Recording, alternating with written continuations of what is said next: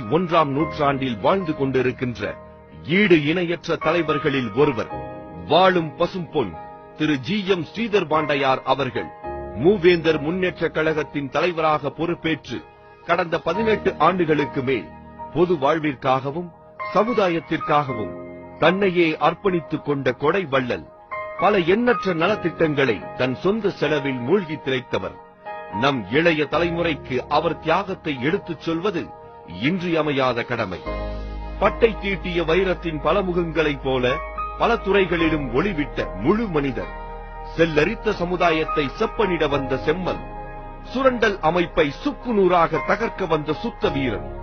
வட தமிழகத்திலும் தென் தமிழகத்திலும் பட்டி தொட்டி எல்லாம் சுற்றி தன் பேச்சாலும் போராட்டத்தாலும் சமுதாயத்தையும் தமிழ் இனத்தையும் தட்டி எழுப்பிய திரு ஜி.எம். ஸ்ரீதர் பாண்டையார் அவர்கள் கடந்து வந்த பாதையை சற்று பின்னோக்கி பார்ப்போமா?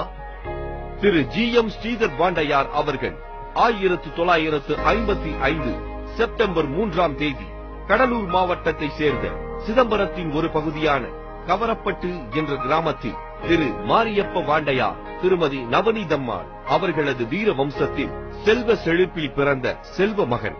தனது பள்ளி பருவத்தை குன்னூர் கான்வென்ட்டில் கற்றார். படிப்பில் மட்டும் அல்லாமல் விளையாட்டிலும் சிலம்பம், மல்யுத்தம், குதிரை சவாரியும் கராத்தே போன்ற வீர விளையாட்டுகளிலும் முதல் மாணவனாக திகழ்ந்தார். பின்பு கல்லூரி படிப்பை சென்னை பச்சையப்பாஸ் கல்லூரியில் பயின்றார். படிக்கும் போதே பல மாணவர்களின் கல்வி செலவினை தானே ஏற்று இளம் வயதிலேயே கொடை வள்ளலாக திகழ்ந்தவர் நமது திரு ஜி.எம். ஸ்ரீதர் பாண்டையார் அவர்கள்.